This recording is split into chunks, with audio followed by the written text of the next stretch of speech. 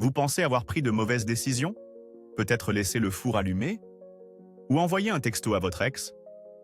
Mignon. Mais avez-vous déjà, par exemple, ordonné que la mère soit fouettée? Ou essayé de faire de votre cheval un homme politique? Non?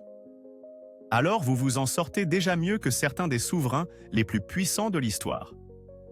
Aujourd'hui, nous n'allons pas seulement ouvrir des livres d'histoire. Nous allons fouiller dans le bêtisier royal. 33 fois où des rois et des reines ont prouvé qu'une couronne n'est pas livrée avec un cerveau. Préparez-vous à de la pure stupidité royale, sans phare, et n'oubliez pas de vous abonner. 1. Vous trouvez que votre lieu de travail prend des décisions de gestion un peu folles? Eh bien, laissez-moi vous emmener dans la Rome antique, où l'empereur Caligula a redéfini l'abus de pouvoir. Ce n'était pas juste une mauvaise embauche. Caligula, qui se considérait sincèrement comme un dieu vivant, une croyance que le pouvoir absolu a tendance à encourager, a décidé que son cheval favori, Incitatus, était un matériau politique de premier choix. Pas seulement un copain d'écurie, attention, mais un futur consul de Rome. Incitatus jouissait d'une écurie en marbre, d'une mangeoire en ivoire, de colliers incrustés de bijoux et organisait même de somptueux dîners. Les sénateurs, tremblants dans leurs sandales, assistaient à ces soirées équines. Les retombées potentielles de cette idée bizarre n'étaient pas seulement la moquerie. C'était une démonstration flagrante du mépris de Caligula pour le Sénat et la tradition romaine, déstabilisant davantage un climat politique déjà tendu et contribuant à la haine qui a finalement conduit à son assassinat. Alors, la prochaine fois que votre patron promeut son projet favori, réjouissez-vous simplement que cela n'implique pas de foin. 2. Avez-vous déjà été si furieux contre une force de la nature que vous avez souhaité pouvoir la punir physiquement? Le roi Xerxès Ier de Perse a poussé cette impulsion à un extrême véritablement impérial et totalement déconcertant. Après qu'une violente tempête a anéanti ses ponts de bateaux méticuleusement construits sur l'Hellespont, cruciaux pour sa grande invasion de la Grèce, Xerxès n'a pas seulement ordonné une reconstruction. Non, il a ordonné que la mer elle-même reçoive 300 coups de fouet, que des fers y soient jetés dans ses profondeurs et qu'elle soit marquée au fer rouge. Tout cela pendant que ses héros récitaient une sévère leçon aux eaux indisciplinées. Bien que cela ait fourni un exutoire temporaire à la rage de Xerxès, cela n'a guère intimidé la mer Égée et a probablement érodé le moral de ses soldats, qui remettaient sans doute en question la santé mentale de leur chef. Cet acte d'arrogance suprême est également devenu un symbole de l'hybris perse pour les propagandistes grecs, alimentant leur résistance. C'est un cas classique où l'on confond la force brute avec le contrôle réel, et une façon ridiculement stupide de réagir à un bulletin météorologique. 3. Entrons délicatement dans la cour de France du XIVe siècle du roi Charles VI, plus tard connu sous le nom de Charles le Fou, dont le règne fut marqué par des périodes de graves maladies mentales qui eurent de profondes conséquences pour son royaume. Lors d'une crise de délire terrifiante, Charles devint absolument convaincu qu'il était fait de verre. Pas métaphoriquement fragile, mais littéralement, physiquement en verre. On rapporte qu'il faisait coudre des tiges de fer dans ses vêtements pour ne pas se briser, et vivait dans la peur constante d'être touché. Ces épisodes l'ont rendu incapable de gouverner pendant de longues périodes, créant un vide du pouvoir qui a exacerbé les rivalités déjà féroces entre les nobles français et les membres de la famille royale. Cette lutte interne a considérablement affaibli la France pendant une phase critique de la guerre de 100 ans avec l'Angleterre, contribuant à des défaites dévastatrices et à une instabilité prolongée. Ainsi, si l'image d'un roi de verre est d'un comique noir, la réalité de son état fut une situation stupide, tragique et politiquement désastreuse pour la France. 4. Passons maintenant à une histoire de priorité royale vraiment douteuse de l'Empire ottoman, avec le sultan Ibrahim Ier. Alors que son empire faisait face à son lot de défis du XVIIe siècle, Ibrahim, souvent appelé Ibrahim le Fou, s'est lancé dans une quête impériale plutôt singulière, trouver et honorer la femme la plus grosse de l'Empire. Des agents furent dépêchés, non pour recueillir des renseignements ou gérer des provinces, mais pour localiser une dame aux proportions véritablement épiques. L'élue, une Arménienne surnommée Shekerpar, morceau de sucre, fut couverte de richesses et de titres, et aurait même été nommée gouverneur. Cette fixation bizarre ainsi que son comportement généralement erratique et décadent, a vidé le trésor et érodé la confiance en son règne. Cela a culminé avec sa déposition et son exécution. Un rappel brutal que lorsque les caprices personnels d'un souverain éclipsent complètement les affaires de l'État, les conséquences peuvent être tout sauf douces. C'est une décision stupide qui met en lumière un règne au bord de l'absurdité et de l'incompétence. 5. Si vous trouvez l'urbanisme moderne frustrant, imaginez vivre à Saint-Pétersbourg sous le règne du tsar Paul Ier de Russie. Cet autocrate de la fin du XVIIIe siècle n'était pas seulement un maniaque de l'ordre, c'était un maestro des décrets d'une arbitraire stupéfiante. Outre ses interdictions tristement célèbres des chapeaux ronds, de certains mots français et de styles de danse spécifiques, Paul aurait publié un édit stipulant que tous les carrosses de la capitale ne pouvaient que rouler tout droit, aucun virage. Besoin d'aller à gauche? Vous feriez mieux de trouver un itinéraire qui fait le tour du monde ou simplement d'abandonner votre voyage. La logique supposée était que tourner indiquait une indécision ou, pire encore, des sympathies révolutionnaires. Bien que ce soit peut-être une exagération de sa micro-gestion déjà excentrique, de tels récits reflétaient l'atmosphère étouffante et imprévisible de son règne qui a engendré du ressentiment parmi la noblesse et l'armée. Ce genre de réglementation obsessionnelle et impraticable a finalement contribué à la conspiration qui a mis fin à son règne et à sa vie, par une tournure d'événements plutôt brusque. 6. Aventurons-nous dans la Suède du XVIe siècle et le règne turbulent du roi Éric XIV, un monarque dont l'intelligence était souvent éclipsée par sa paranoïa sévère et son tempérament instable, ce qui a conduit à des décisions vraiment stupides et destructrices. Sa peur obsessionnelle des conspirations, en particulier de la part de l'influente famille Sture, a dégénéré en un épisode terrifiant connu sous le nom des meurtres des Sture. Dans un accès de rage et de délire, Éric a non seulement ordonné, mais aurait également participé au meurtre de plusieurs nobles de la famille Sture. Les suites de cet événement virent le roi, rongé par le remords, ou une folie plus grande encore, s'enfuir dans les forêts déguisées en paysan. Cet acte de brutalité choquante et la dépression nerveuse subséquente du roi ont plongé le royaume dans le chaos, sapé l'autorité royale et ont été un facteur clé de sa déposition finale par ses propres frères. C'est un exemple effrayant de la façon dont les démons personnels d'un roi peuvent devenir le cauchemar politique d'une nation. 7. Question surprise. Quelle est la manière la plus scandaleusement décadente et franchement stupide qu'un pharaon de l'Égypte ancienne a trouvé pour se débarrasser d'un nuisible domestique courant? Si vous avez répondu « du papier tue-mouche humain », félicitations, vous êtes sur la même longueur d'onde que Pépi Pälkäsobur. Ce pharaon de l'ancien empire au long règne avait apparemment une telle aversion pour les mouches qu'il ordonna à des esclaves nus d'être enduits de miel et postés à proximité. L'idée était que les mouches, irrésistiblement attirées par les serviteurs doux et collants, laisseraient Sa Majesté tranquille. Bien que cela en dise long sur le pouvoir absolu et le luxe extrême accordé au pharaon, c'est aussi une solution ridiculement impraticable et inhumaine. Difficile de dire si cela a efficacement réduit la population de mouches autour de Pépi, mais cela a certainement cimenté son héritage avec l'une des utilisations les plus étranges et les plus contestables de la prérogative royale de l'histoire. Une situation vraiment collante qui souligne les extrêmes souvent absurdes que les souverains étaient là prêts à atteindre pour leur confort personnel, sans se soucier de la dignité des autres. 8. Et maintenant, une leçon sur la manière de s'aliéner toute son armée et sa cour avec un seul acte de fanatisme spectaculairement mal avisé. Voici le tsar Pierre III de Russie. Montant sur le trône en 1762, alors que la Russie était sur le point de remporter une victoire décisive sur la Prusse dans la guerre de 7 ans, Pierre fit l'impensable.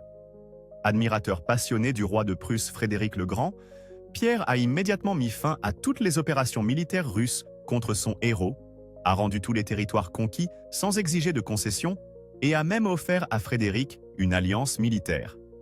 Il a ensuite entrepris de vêtir son armée d'uniformes de style prussien. L'armée russe, qui avait consenti d'immenses sacrifices pour vaincre les Prussiens, était plus que furieuse. Ce revirement de politique étrangère, brusque et inexplicable, motivée uniquement par une admiration personnelle, a été perçue comme une trahison et une profonde humiliation nationale. Ce fut une décision stupide et politiquement suicidaire qui a directement conduit à son renversement et à son assassinat 6 mois seulement après le début de son règne, orchestré par sa propre femme, Catherine la Grande. On peut parler d'une attraction fatale. 9. Alors, vous pensez que votre famille organise des fêtes extravagantes? L'impératrice Anna Ioannovna de Russie, dans les années 1730, aurait son mot à dire. Pour le mariage forcé de son bouffon de cour, le prince Golitsyn, avec une servante kalmouké âgée, parce que, pourquoi pas, Anna a commandé quelque chose de vraiment spécial. Un palais entier méticuleusement sculpté dans de la glace massive. On parle de meubles en glace, de décorations en glace et même de canons en glace qui tiraient réellement. Le couple malheureux fut ensuite exhibé à l'intérieur, quasiment gelé, pour l'amusement de la cour. Cette plaisanterie élaborée et cruelle a coûté une véritable fortune, cimentant la réputation d'Anna non seulement comme extravagante mais aussi comme terriblement insensible. Et, bien sûr, au printemps venu, ce monument à la méchanceté royale a tout simplement fondu. Un témoignage fugace de la façon dont certains souverains trouvèrent des moyens stupides et coûteux de se divertir aux dépens des autres, ne laissant derrière eux qu'un héritage glaçant. 10. Alors, Louis XVI de France.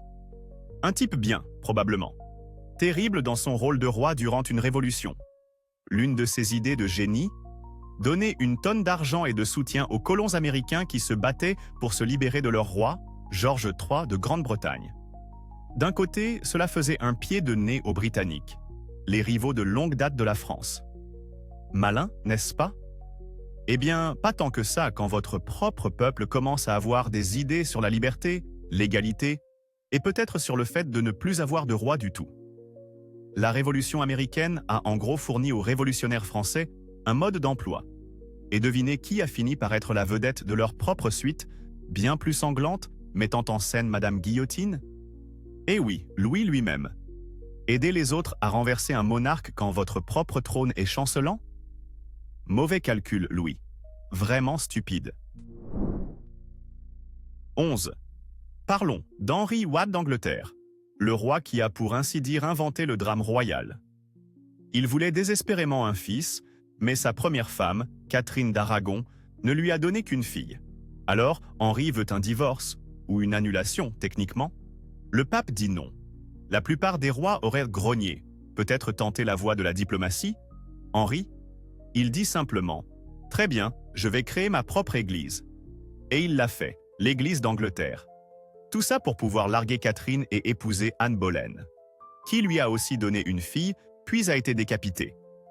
Il a eu 6 femmes au total, divorcées, décapitées, décédées, divorcées, décapitées, survivantes. On dirait une comptine vraiment sinistre.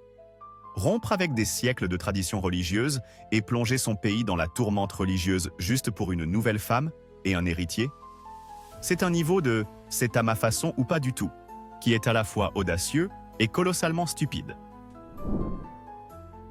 12. Ah, Marie, reine d'Écosse, une vie si dramatique que Netflix donnerait son feu vert en un clin d'œil.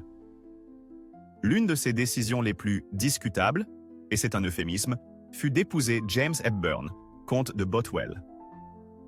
Or, Bothwell n'était pas n'importe quel noble. C'était l'homme que tout un chacun soupçonnait d'avoir fait sauter le précédent mari de Marie, Lord Darnley. Genre, littéralement, avec de la poudre à canon. Alors, épouser le principal suspect du meurtre de votre mari? Pas vraiment une réussite en matière d'image. Cela la faisait paraître soit complice, soit incroyablement naïve et facilement manipulable. Dans tous les cas, cela a horrifié les nobles écossais, a retourné l'opinion publique contre elle et a été un facteur majeur dans la perte de son trône, et plus tard, de sa tête. L'amour est peut-être aveugle, Marie, mais vos conseillers politiques, eux, ne l'étaient certainement pas. Stupide, stupide, stupide. 13. Au suivant, l'empereur romain Commode. Si vous pensiez que votre PDG était un narcissique, attendez d'entendre parler de ce type. Fils du sage Marc Aurèle, Commode était différent. Il se prenait pour un véritable Hercule. Alors, que fait un empereur qui se croit un demi-dieu? Il combat comme gladiateur dans le Colisée. Bien sûr, ses adversaires étaient généralement terrifiés, mal armés ou déjà blessés. Alors il gagnait toujours. Quelle surprise! Il facturait également au trésor romain une somme d'argent démente pour chaque apparition. Il a même rebaptisé Rome Colonia Commodiana et s'est déclaré nouveau Romulus. Ce n'était pas seulement excentrique, c'était une insulte massive à la dignité et à la tradition romaine, et cela a rendu beaucoup de gens puissants très en colère. Sans surprise, son règne s'est terminé par un assassinat. Jouer à se déguiser, c'est bien, mais quand on est l'empereur, il vaut peut-être mieux s'en tenir à la gestion de l'empire plutôt que de frimer. Stupide. 14. Avez-vous déjà souhaité pouvoir simplement déléguer tout votre travail pendant que vous poursuiviez d'autres intérêts? Eh bien, l'empereur moghol Jahangir, dans l'Inde du XVIIe siècle, a pratiquement fait exactement cela. Ces autres intérêts impliquaient de plus en plus des quantités copieuses de vin et d'opium, le laissant, disons, fréquemment indisposé pour les tâches fastidieuses de gouverner un sous-continent. Heureusement pour l'Empire, et pour lui, son épouse incroyablement compétente, Nur Jahan, ainsi que sa famille, sont intervenus et ont de fait mené la barque. Bien que ce soit une note de bas de page historique originale, que les choses ne se soient pas effondrées immédiatement, comptez sur votre épouse pour gouverner pendant que vous êtes en retraite spirituelle, permanente alimentée par des substances enivrantes, est une approche monumentalement stupide de la fonction d'empereur. Cela témoignait d'un profond manquement au devoir, transformant le puissant souverain moghol en à peine plus qu'une figure de paille au sein de sa propre haute cour. 15. Le roi Louis II de Bavière, également connu comme le roi de contes de fées ou le roi fou Louis. Ce type adorait les châteaux. Pas n'importe quel château, pensez à Disney sous stéroïdes. Il a déversé des sommes folles, à la fois ses propres fonds et les fonds de l'État, dans la construction de palais fantastiques et extravagants comme Neuschwanstein, souvent dans des endroits montagneux reculés. Alors qu'ils sont aujourd'hui des attractions touristiques majeures, à l'époque, ses ministres s'arrachaient les cheveux. Le royaume était au bord de la faillite, mais Louis était plus intéressé par la supervision de la construction de ces mondes fantastiques, où il vivait souvent en reclus, organisant parfois des représentations privées d'opéras de Wagner pour un public d'une seule personne, lui-même.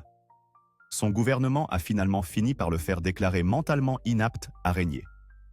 Mener son pays à la ruine pour ses rêveries architecturales? Magnifique, oui. Intelligent? Pas vraiment, clairement une manière stupide de gérer un budget.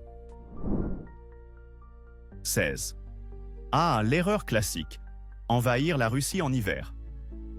Le roi Charles XII de Suède a été l'un des premiers à commettre cette erreur de débutant à grande échelle au début des années 1700.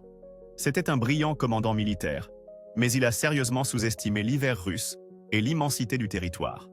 Son armée s'est enlisée, a été gelée, affamée et finalement écrasée à la bataille de Poltava. Ce fut une défaite catastrophique qui marqua le début de la fin pour la Suède en tant que grande puissance européenne. On pourrait penser que les dirigeants ultérieurs en tireraient des leçons. Et non, Napoléon a essayé, Hitler a essayé. Même résultat, l'échec et les engelures. C'est comme s'il y avait un panneau historique géant disant « N'envahissez pas la Russie en hiver » et que ces types étaient repassés devant en sifflotant. Stupide et très froid. 17. L'empereur romain Néron. Son nom est quasiment synonyme de « mauvais empereur ». L'histoire la plus célèbre? Qu'il aurait joué du violon pendant que Rome brûlait, lors du grand incendie de 64 après. JC. Bien qu'il ait probablement joué de la lyre, pas du violon, et que les historiens débattent pour savoir s'il a réellement déclenché l'incendie. Ce n'est probablement pas le cas. Sa réaction n'a pas été fameuse. Il a utilisé une immense zone déblayée dans la ville dévastée pour se construire un énorme et opulent palais appelé la Domus Aurea, ou Maison dorée. Donc, pendant que vos citoyens sont sans abri et en deuil, vous vous construisez un méga palace? Très mauvaise pub, Néron. Il a également accusé les chrétiens d'être responsables de l'incendie, ce qui a conduit à d'horribles persécutions. Que ce soit par malveillance ou par simple incompétence et insensibilité colossale, Ses actions pendant et après l'incendie ont solidifié sa réputation comme l'un des dirigeants les plus stupides et les plus cruels de Rome. 18. Parlons du roi Édouard II d'Angleterre, un homme dont les mauvais choix en matière de hamides spéciaux ont conduit à un chaos absolu. Édouard n'était peut-être pas un mauvais bougre au fond, mais il était très mauvais pour choisir ses favoris. Il a couvert ses compagnons masculins, d'abord Piers Gaveston, puis Hugh Despenser, de titres, de terres et de pouvoir, exaspérant complètement la noblesse établie. Ce n'étaient pas de simples amitiés, c'étaient des relations qui dominaient totalement le roi et faussaient la politique royale. Les barons se sont rebellés à plusieurs reprises. Gaveston fut exécuté. Finalement, Édouard lui-même fut déchu par sa propre femme, Isabelle, et son amant, Roger Mortimer, avant de connaître probablement une fin notoirement atroce impliquant un tisonnier chauffé au rouge. Donnez la priorité à vos copains incompétents au détriment de la stabilité de votre royaume et des conseils de vos nobles? La recette du désastre est une manière spectaculairement stupide de régner. 19. La reine Marie-Ire d'Angleterre, ou Marie la Sanglante, comme on la connaît plus tristement. C'était une fervente catholique, et lorsqu'elle est montée sur le trône après son demi-frère protestant, elle était déterminée à ramener l'Angleterre à la vraie foi. Sa méthode? Brûler près de 300 protestants sur le bûcher. Aïe! Mais voici la couche supplémentaire de stupidité. Marie a cru par 2 fois qu'elle était enceinte. Ces grossesses nerveuses étaient une affaire d'État. Un héritier assurerait la succession catholique. Elle les considérait comme une validation divine de sa politique du feu. Quand aucun bébé n'est apparu, ce fut un coup dur, tant sur le plan personnel que politique. S'appuyer sur des grossesses imaginaires pour justifier une persécution religieuse brutale, qui n'a fait qu'aliéner davantage une grande partie de votre population, ce n'est pas seulement cruel, c'est aussi une façon profondément mal avisée et finalement vouée à l'échec, et donc stupide, de gouverner. 20. Le roi Farouk Mier d'Égypte. Ce type a régné au milieu du XXe siècle et était moins un monarque sérieux un sacré personnage. Il était notoirement kleptomane. On parle ici de piquer des objets à ses invités, et il aurait même chapardé la montre de poche de Winston Churchill lors d'un dîner d'État. Imaginez le malaise. Outre ses doigts baladeurs, Farouk était connu pour son style de vie somptueux, son appétit d'ogre, il aurait mangé 600 huîtres en une seule fois, et son détachement général des réalités de son pays, qui faisait face à d'énormes problèmes sociaux et politiques. Il a finalement été renversé par un coup d'État militaire. Être plus intéressé par la collection d'objets brillants, que vous les ayez payés ou non, que par la direction de votre nation, ça fait assez stupide pour un roi. 21. Si jamais vous vous sentez mal à l'aise dans une soirée mondaine, ayez une pensée pour les cours royales qui accueillaient le roi Ferdinand Ier de Naples. Ce monarque des 18e-19e siècles n'était pas vraiment connu pour sa prestance royale ou ses prouesses intellectuelles. En fait, Ferdinand, souvent surnommé Il Re Lazzarone, le roi mendiant, n'aimait rien de plus, dit-on, que de fausser compagnie au palais, de s'habiller comme un simple pêcheur ou un marchand ambulant, puis de se rendre sur les marchés locaux pour vendre sa marchandise, trompant souvent joyeusement ses clients pour s'amuser. Alors que ses sujets trouvaient peut-être cela amusant, les autres monarques européens étaient moins impressionnés, le considérant comme un bouffon inculte et une source d'embarras. Choisir de jouer les camelots de marché au lieu de s'occuper des affaires urgentes de l'État, ce n'est pas seulement de l'excentricité, c'est une façon ridiculement stupide de saper sa propre autorité et sa réputation internationale, un poisson pourri à la fois. 22. Faisons un saut dans la France du XVIe siècle à la rencontre du roi Henri III. Ce roi avait une passion très dufteuse, très petite. Il était complètement obsédé par ses petits chiens de salon, principalement des bichons. Il ne se contentait pas de les aimer. On raconte qu'il les transportait dans un panier sophistiqué suspendu à son cou, même pendant d'importantes réunions d'État. Imaginez essayer de discuter de politique fiscale ou de stratégie militaire pendant que le roi roucoule devant une boule de poil jappante sortant de sa sacoche. Apparemment, il les laissait aussi courir sur la table pendant les banquets. Bien qu'aimer ses animaux de compagnie soit une excellente chose, laisser son obsession canine éclipser complètement ses devoirs royaux et se ridiculiser auprès de sa cour et des dignitaires étrangers, c'est une forme de bêtise bien particulière. Les chiens d'abord, l'État ensuite, en effet. 23. Le sultan Mourad IV de l'Empire ottoman.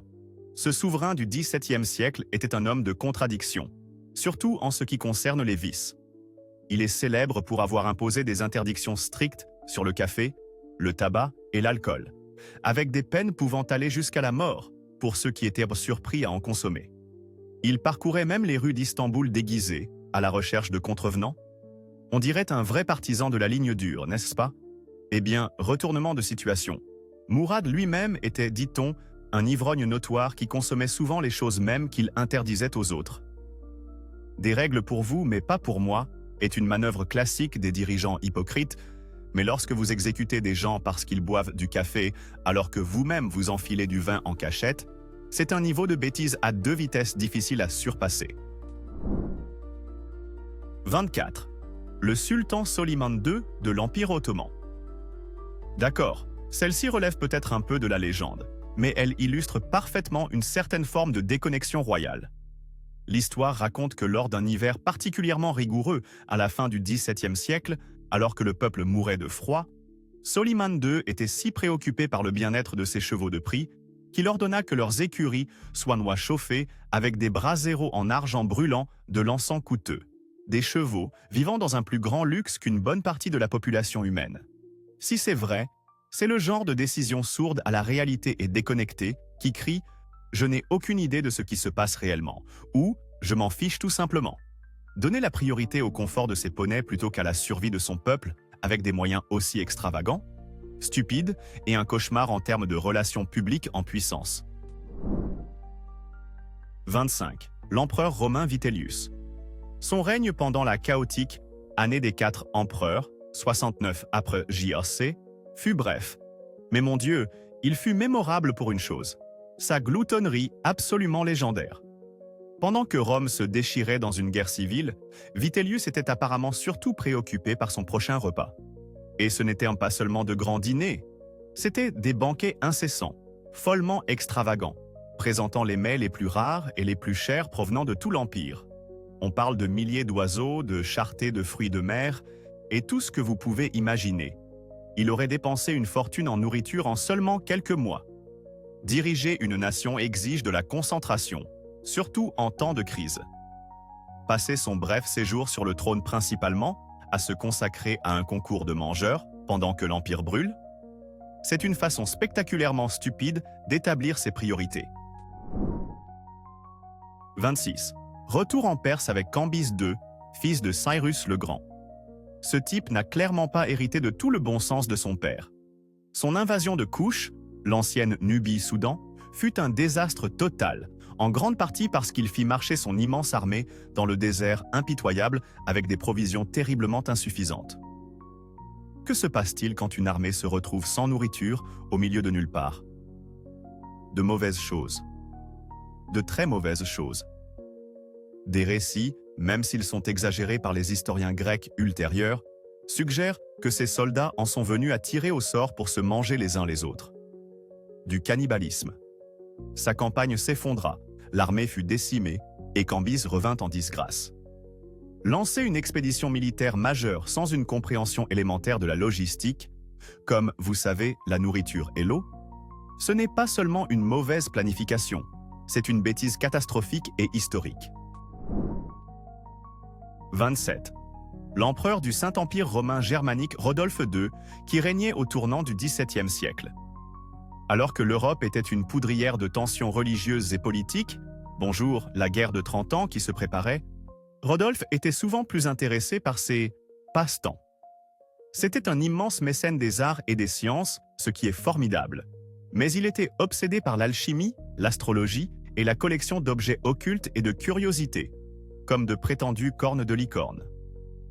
Sa cour de Prague était un aimant pour les mystiques, les alchimistes et les charlatans. Pendant ce temps, la véritable tâche de diriger le vaste et instable Saint-Empire romain germanique était souvent négligée. Son inaction politique et son détachement ont contribué à l'escalade des crises qui l'entouraient. Donner la priorité à la quête de la pierre philosophale plutôt qu'à la prévention d'une guerre continentale? Majestueusement stupide. 28. L'empereur romain Élagabal. Si Caligula était un excentrique, Élagabal était comme Caligula sous l'emprise d'une virée psychédélique. Cet empereur adolescent, arrivé au pouvoir en 218 après J-C, était un prêtre du dieu soleil syrien Élagabal, et il tenta de faire de ce dieu la principale divinité de Rome, ce qui fut très mal accueilli. Il épousa une vierge vestale, un interdit majeur, aurait proposé de se faire castrer si quelqu'un acceptait de le faire, nomma son barbier et son cocher à de hautes fonctions, et était célèbre pour son comportement sexuel scandaleux et son travestissement. Il aurait même installé un bordel dans le palais impérial. Son règne fut un spectacle court, chaotique et totalement bizarre qui lui aliéna tout le monde, le Sénat, l'armée, le peuple. Il se termina, comme on pouvait s'y attendre, par son assassinat. Être empereur est un travail sérieux. Le traiter comme une fête d'étudiants, ininterrompue et sacrilège? Stupide au-delà de toute croyance. 29. Parlons du roi George III de Grande-Bretagne, le monarque qui a notoirement perdu l'Amérique. Or, George n'était pas intrinsèquement une personne stupide, au sens simple du terme. Il était en fait assez cultivé. Mais son entêtement, sa vision manichéenne du conflit colonial et son soutien indéfectible au ministre de la ligne dure qui prônait la coercition plutôt que la conciliation, étaient, du point de vue de la préservation de ces colonies américaines, profondément stupides. Lui et son gouvernement ont constamment mal évalué l'humeur en Amérique, rejeté des griefs légitimes comme de l'insubordination et opté pour des solutions militaires alors que la diplomatie aurait pu fonctionner. La série de lois, le Stamp Act, les Townshend Act, les Intolerable Act, n'a fait qu'attiser les flammes de la rébellion. Refuser de faire des compromis ou de comprendre le point de vue des colons, menant directement à la perte d'une part massive de son empire? C'est une bévue royale aux proportions historiques. 30. Imaginez essayer de diriger un pays lorsque le chef de l'État, pour le dire délicatement, n'a pas toujours toute sa tête. Telle était la situation difficile du Danemark au XVIIIe siècle sous le règne du roi Christian VII. Souffrant d'une grave maladie mentale, le comportement de Christian était follement imprévisible, allant de l'indécence publique et des accès de violence à des heures passées à se frapper la tête contre les murs ou à jouer obsessionnellement avec des poupées. Cela créa de fait un vide du pouvoir. Pendant un temps, son médecin allemand, Johann Friedrich Struensee, intervint, non seulement en soignant le roi, mais aussi en séduisant la reine et en mettant en œuvre des réformes radicales et profondes. Ce bizarre ménage à trois de pouvoir, de médecine et de romance au sommet fit du Danemark un sujet de commérage et d'inquiétude au niveau international, illustrant une situation profondément dysfonctionnelle et stupide pour une nation. Bien que les réformes de Struensee aient été progressistes, sa chute et son exécution finale, Christian restant un souverain fantoche, mirent en lumière les dangers d'une couronne reposant sur une tête aussi instable. 31. Rendons-nous en Chine, sous la dynastie Ming, à la rencontre de l'empereur Zhengde. Ce souverain du début du XVIe siècle trouvait les affaires courantes du gouvernement un peu ennuyeuses. Il s'inventa donc un alter ego, un commandant militaire nommé Zhu Shu. Il donnait alors des ordres impériaux au général Zhu Shu.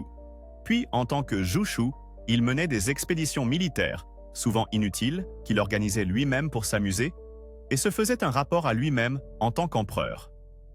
Il aimait tant le frisson d'être en campagne qu'il abandonnait fréquemment la cité interdite pour de longues périodes, laissant les eunuques et les fonctionnaires corrompus agir à leur guise.